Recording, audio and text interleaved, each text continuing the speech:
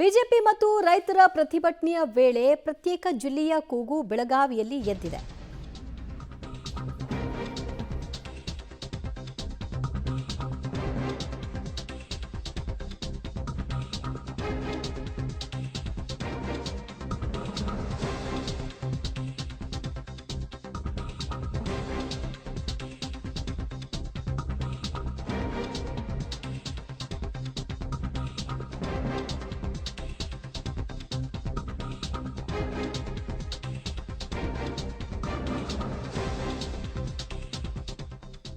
BJP ಮತ್ತು ರೈತರ ಪ್ರತಿಭಟನೆಯ ಸಂದರ್ಭದಲ್ಲಿ ಪ್ರತ್ಯೇಕ ಜಿಲ್ಲೆಯ ಕೂಗು ಮತ್ತೆ ಮಾರ್ಧನಿಸಿದೆ. ರೈತರ ಸಮಸ್ಯೆಗಳನ್ನು ಸರ್ಕಾರ ಬಗೆಹರಿಸುವ ಕೆಲಸ ಮಾಡಬೇಕು, ಬಗೆಹರಿಸಿಲ್ಲ ಅಂದರೆ ನಾವು ಬಿಡುವ ಮಾತೇ ಇಲ್ಲ ಅಂತ ಕೂಡ ಹೇಳಿದ್ದಾರೆ. ಜೊತೆಗೆ ಬೆಳಗಾವಿ ಜಿಲ್ಲೆ ವಿಭಜನೆ ಆಗಬೇಕು, 2 ಜಿಲ್ಲೆಗಳನ್ನು ಭಾಗ ಮಾಡಬೇಕು, ಚಿಕ್ಕೋಡಿ ಮತ್ತು ಗೋಕಾಕ್ ಜಿಲ್ಲೆಗಳಾಗಿ ವಿಭಜನೆ ಮಾಡೋದ್ರಿಂದ ಬಹಳ ಅನುಕೂಲ ಆಗುತ್ತೆ, ಈ ಬಗ್ಗೆ ಸರ್ಕಾರ ಗಮನ ಹರಿಸಬೇಕು ಅಂತ ಹೋರಾಟದಲ್ಲಿ ಮುಖ್ಯವಾಗಿ ಅದನ್ನು ಕೂಡ ಪ್ರಸ್ತಾಪಿಸಿದ್ದಾರೆ. ಸುವರ್ಣಸೌಧ ಮುತ್ತಿಗೆ ಹಾಕಲಿಕ್ಕೆ ಬಿಜೆಪಿ ನಾಯಕರು ಮುಂದಾದಂತಹ ಸಂದರ್ಭದಲ್ಲಿ ಪ್ರತಿಭಟನಾಕಾರರನ್ನ ಪೊಲೀಸರು ವಶಕ್ಕೆ ಪಡೆದರು. ಈ ಸಂದರ್ಭದಲ್ಲಿ ಕೂಡ ಆಕ್ರೋಶ ವ್ಯಕ್ತವಾಯಿತು.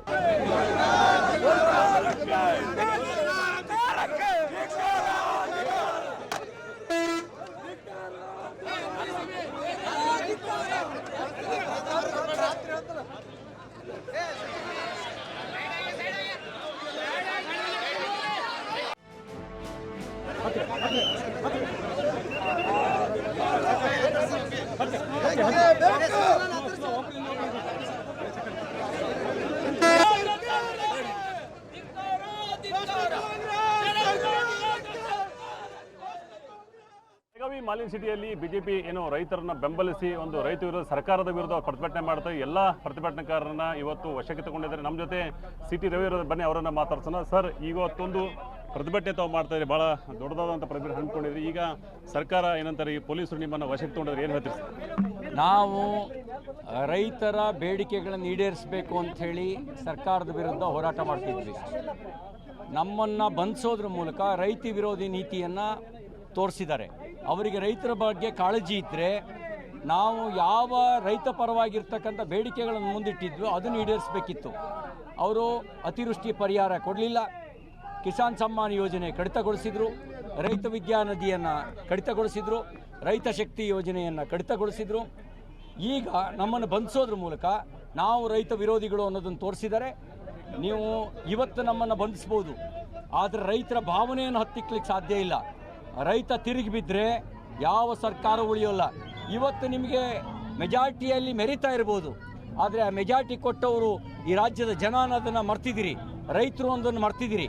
ನಿಮ್ಮ ಈ ಒಂದು ದುರಹಂಕಾರಕ್ಕೆ ರೈತರೇ ಬುದ್ಧಿ ಕಲಿಸ್ತಾರೆ, ರಾಜ್ಯದ ಜನರೇ ಬುದ್ಧಿ ಕಲಿಸ್ತಾರೆ. ಈಗ ಸಂತೋಷ್ ಲಾಡ್ ಅವರು ನಿಮ್ಮ ಮೇಲೆ ಆರೋಪ ಮಾಡ್ತಾರೆ. ಏನಂತಂದ್ರೆ ಎಲ್ಲ ಕೇಂದ್ರ ಸರ್ಕಾರದಲ್ಲಿ ಇರುವಂಥದ್ದು FRP ಬೆಲೆ ರೆಡಿ ಮಾಡಿರುವಂಥದ್ದು, ಯಾವುದೇ ವಿಚಾರ ಕೂತ್ರೆ ಕೇಂದ್ರ ಸರ್ಕಾರದಲ್ಲಿ ಕೇವಲ ಇವರು ನಮ್ಮ ಮೇಲೆ ಗೂಬೆ ಕೂರಿಸ್ತಾರೆ ಅಂತ ಸಂತೋಷ್ ಲಾಡ್ ಹೇಳ್ತಾರೆ. ಕುಣಿಲಾರದವರು ನೆಲಡು ಅಂಕು ಹೊಂದಿದ್ರಂತೆ. ಈಗ ಈ ರಾಜ್ಯದ ಕಾಂಗ್ರೆಸ್ ಸ್ಥಿತಿಯು ಹಾಗೇನೆ, ಕುಣಿಲಾರದವರು ನೆಲಡು ಅಂಕು ಅಂತ ಹೇಳ್ತಾ ಇದ್ದಾರೆ. ಅವ್ರು ಇನ್ನೊಂದು ಕಡೆಗೆ ಬೆಟ್ ಮಾಡಿ ತೋರಿಸ್ತಾ ಇದ್ದಾರೆ. ಅವರಿಗೆ ಕೇಳಕ್ಕೆ ಬಯಸ್ತೇನೆ, ನಿಮಗೆ ಕೇಂದ್ರ ಸರ್ಕಾರ ಏನೇನು ಕೊಟ್ಟಿದೆ ಅನ್ನೋದು ಪಟ್ಟಿ ನಿಮಗೆ ಗೊತ್ತಿದೆಯಾ? ಇವತ್ತು 1 ಚೀಲ ಯೂರಿಯಾಕ್ಕೆ 2389 ರೂಪಾಯಿ ಸಬ್ಸಿಡಿ ಕೇಂದ್ರ ಸರ್ಕಾರ ಕೊಡ್ತಾ ಇದೆ.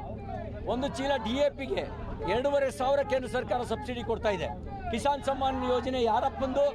ಅದು BJP ಸರ್ಕಾರ ತಂದಿದ್ದು, ನರೇಂದ್ರ ಮೋದಿ ಅವರು ಕೊಟ್ಟಿದ್ದು. ರಾಗಿಗೆ